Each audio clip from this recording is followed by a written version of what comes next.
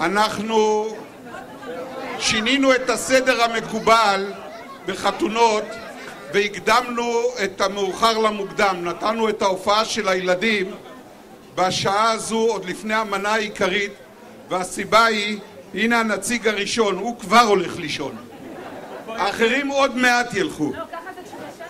אז פשוט רצינו שהם יהיו ערים ולא נצטרך אנחנו לרקוד את הכל בלעדיהם. אני מזמין עכשיו את האחים, הגיסים והגיסות לתת את השיר שלהם. שאלה לי.